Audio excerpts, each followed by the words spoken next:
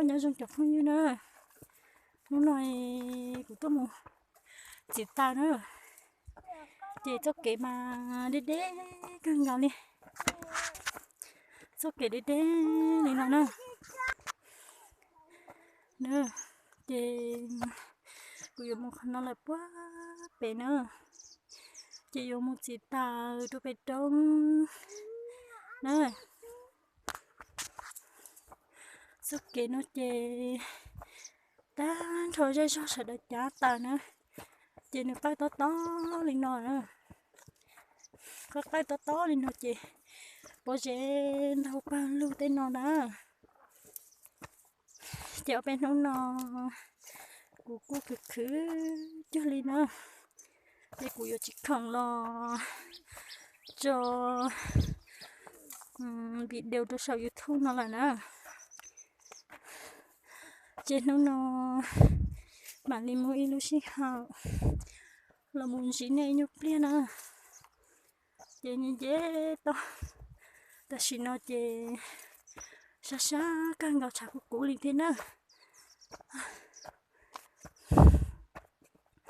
chỉ một chiếc ta lo chỉ một tài trả lúc nào tôi chỉ tao tên đây nữa dùng một chiếc là để lên nó ví dụ chị dù chỉ muốn nhẹ dù nhà lúc tên nữa dù theo tao một khử chiếc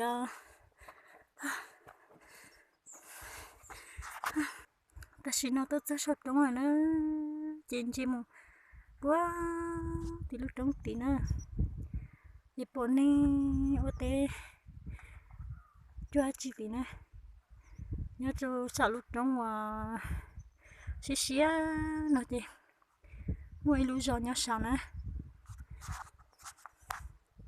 họ nhớ cho bố đàn nó chị nhớ bố nạp bé lưu giò nữa bé lưu giò nhớ bố đàn nó chị bé tôi đến đã tôi nè tôi muốn chỉ tao cho bố bé trống nó chị tên nó cho món đã do cũng chẳng tôi liều tên tôi sợ trống nó là khởi để liên hoàn đau nhớ trống đặt tiền đã nữa họ nhớ cho bố bé to nó bố bé nó nữa bố bé lúc trống bé nó chỉ là cuộc khởi thay nhá bé nó thì nè vì bé tết chào chị chỉ mua áo nó ấy tên lúc trống thân xa lên nó xíu là thiệt dù tao khởi liều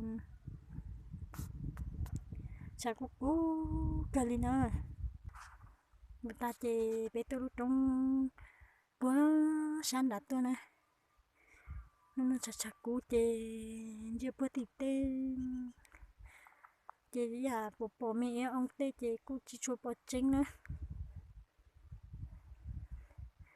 thì chỉ chụp bò chính nó chẳng mấy không như nó nên cho họ giả lúc gì đó cũng theo chỉ muốn xí hạt chị là thanh kho mình nó tôi biết sợ được tao sai nữa chị của tôi mới tu quá đi nữa chị cụ giờ cho nữa tôi muốn cho cụ cha tao lúc tê chị lúc mình nhớ lúc nó xíu lúc tôi chỉ tao chết khử nữa ta chỉ cụ chị cụ cho cụ ở tôi mới tu thế tôi mình sai tôi bắt cụ nữa tôi cho tên nó chị mong cụ chị tao thế nếu phải tao cho lên nó nữa nó ta chỉ còn nó cho nó chị để này nữa chị tao cho ba lên nó tao là trình của tao tôi trị thế nào tí món lo ta mà đi tao cho một trò tôi chân tôi bị nó là nó tao trống xía hạnh nữa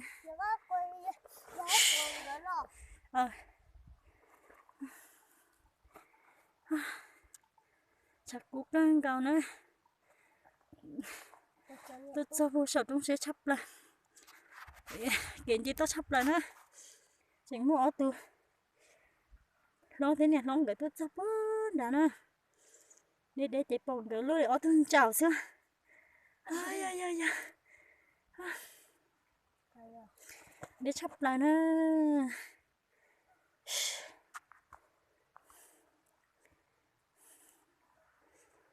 Ôi da, mong nhau bún đã rồi. Ôi da, rất kỹ nó nữa. Rất kỹ của ta quá nè tìa. Bây giờ chắc tờ là mũi nữa. Tốt tốt, nó bún đã nữa.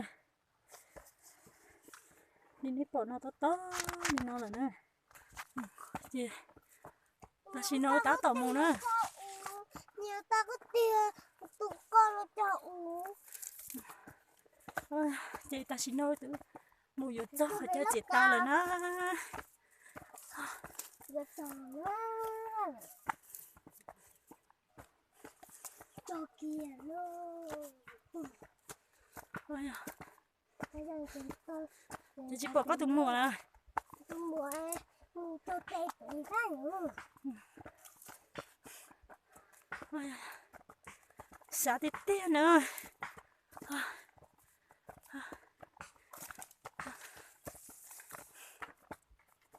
Nhìn tao hả? Ôi tí ở cho. Ô tên nó phá xuống nữa. Phá. Thậu chị. Đây nó mua mà nữa. Thậu tôi sẽ lên nó xứ chị. Mua mà chị.